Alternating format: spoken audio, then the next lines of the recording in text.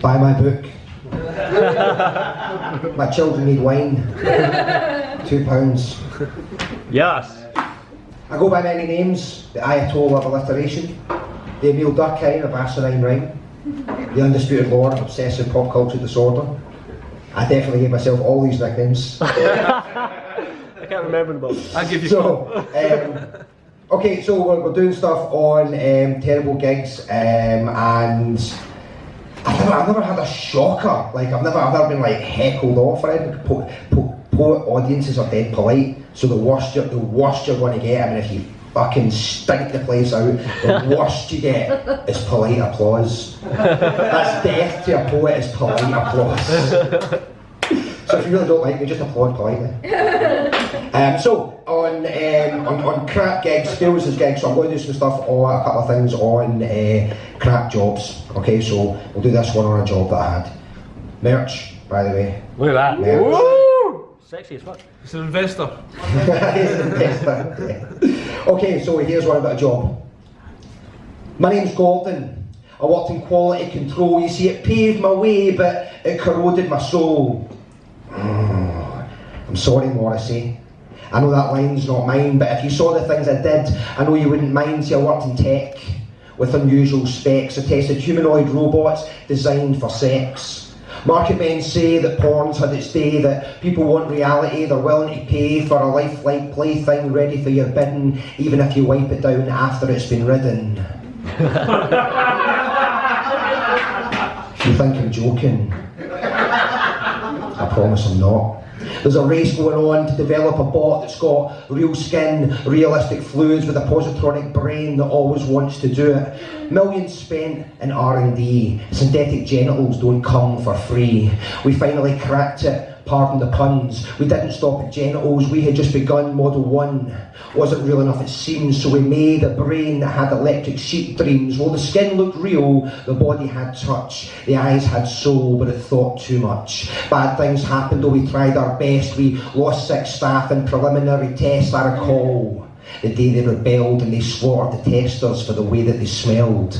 I doubt you've ever seen a pelvis crushed by the pneumatic force of an android's lust. I have. And it isn't fun to watch a friend take a pounding by the metric ton. That's where I recommended going back to the start, but the managing director didn't have the heart. He said, it's not easy winning market shares, and the share price drops every time there's a scare, so they covered it up.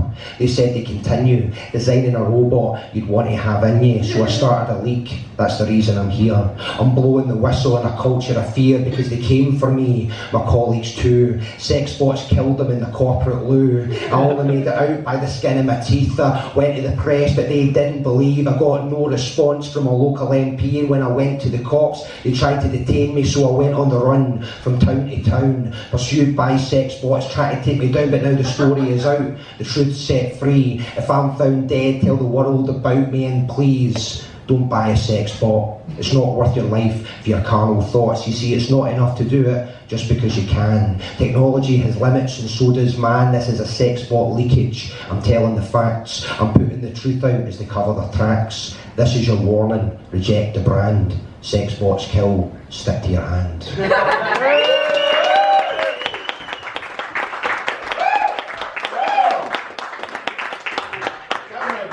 So that was a pretty crap gig. Okay, we'll do another one on a crap gig. This is for anyone who's ever been forced to don a cartoon dinosaur costume in order to entertain children. It's called The Bitter Ballad of Barney Bumble. Billy Barnes was a bright boy. Billy had a baccalaureate, a BSc, but applicable jobs built Billy. Billy was obliged to bid for any bloody job. The botched bids invariably brought about abatement of Billy's bi-weekly bucks. Lugubriously, Billy objected, but badder than bullied by bollocks of an object of benefit blocking bureaucrats, Billy deliberated, bent and broke begrudgingly before submitting to bitter and belittling bondage at Bob's Barbecue Beef Bonanza. Bartender, barista, birthday ballad troubadour. Billy abhorred his job, but Billy was broke, so Billy brooked and bore it. Billy's bothersome burden was the buffoonery of belting out birthday ballads as Barney Bumble. Barney Bumble, the bombastic bebop bagaceratops. Billy bitterly begrudged his debasing burden. Being Barney Bumble was unbecoming of Billy's ambition, brains and breeding. The burgeoning bankruptcy buckled his backbone, and by February Billy was a broken and beaten semblance of bright Billy Barnes, BSc. Barney, regrettably, was booked for Brandon Brooks' birthday. Powrie skulking Brandon Brooks' birthday bash was a barbarous business. Barney Bumble was bumped and budged and bitten. Brandon Brooks' big brainstorm was a bruising boot brought to bear on Barney's bulbous bum. Barney Bumble tumbled blindly tumbling in a breakneck bearing. Barney tumbled on Brandon Brooks' back. Brandon Brooks' back broke and bent badly. Brandon Brooks' baguetters were bitter and broken by Brandon's immobilisation. Billy Barnes was buggered. Bob, of Bob's Barbecue Beef Bonanza, berated a miserable and discombobulated Billy. Bamboozled and bewildered, Billy begged for benevolence, but Beefy Bob betrayed Billy by blabbering on the floor to the old Bill, who barged in boisterously. Briskly bound and bundled by the borough, Bobby Billy's barren bank balance bar, obtaining the back end of a capable brief. Billy's debut at the Old Bailey went predictably badly. Broken, browbeaten and bedraggled, Billy was brought before the implacable beak, beset, berated, belittled by everybody. Bleakly, Billy was abandoned to a blistering barrage of besmirchment by the barrister. Billy's bargain basement brief blew it. Billy braved the abuse unbelievingly, but Billy trembled at the bench's arbitration. Billy was forbidden liberty and banished to brutal, back-breaking labour. Blackballed, bereft and abandoned, burdened to bear the boorish and bovine Brandon Brooks on his back interminably.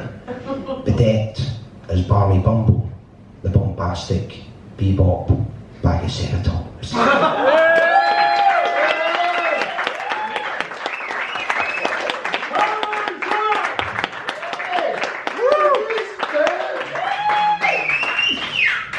Okay. Right, I'm going to do two more. Yeah, that should be alright. I'm going to do two more. I want to finish in a love poem, just because it's my fucking mic now, so we're doing that. But do you know what? I want to cleanse your palate a bit, so we'll do a hate poem first, okay? It's looking at me. Every word you say to me is a dagger through my heart. Your only fair comparison is a direct fart. Your noxious personality, it drives me up the wall. Every time I see your face, my skin begins to crawl. You're such a waste of human breath, you should just give it back, because the world would be a better place with you tied up in a sack. Tied up tight with bricks and chains and left alone to drown. If the midwife had thought of that, then we'd suffer one less clown. One less mindless moron taking up much needed space. A clear-cut case of infanticide that would help the human race. I really cannot take it, you're such a crushing bore. The merest mention of your name, it chills me to the core. Like acute psoriasis, I can't shift you from my head. And like a spider in the bedroom, I can't rest until you're dead. I've tried my best to tolerate your existence up till now. I need to put an end to it. And I think I know just how. It's your mother and your father. I blame him and her. The dearest wish I have in life is that you never were. If I could, I'd dig up Einstein to help me travel time. And I'd stop your parents in their tracks and thus prevent a crime. Now, if he wasn't chatty, I admit I'd get frustrated, but I could zap him with a jumper cable till he reanimated. Now, electrocuting Einstein's corpse would give a chance to ask, and I'm sure he'd say that cosmic strings would help me with my task. So I'd pop up to the local park and I'd root around for fungus. Before too long I'd see the strings that vibrate all among us. I'd hop onto the nearest one with close to perfect timing, and I'd read your parents this diatribe before they break her hymen. I'm sure these words would do the trick. They'd kill amorous intention, so I'd quaff the remaining psilocybin and go back to my dimension. So on my return, my only hope would be not to see your face, even if butterfly effects screw the human race. Because what's a couple billion deaths, or the rule of lizard men? That's a price that I would pay not to see your face again. I'd accept catastrophe or insane despotic rule over letting you be born at all. because that's what I call cruel. Yeah!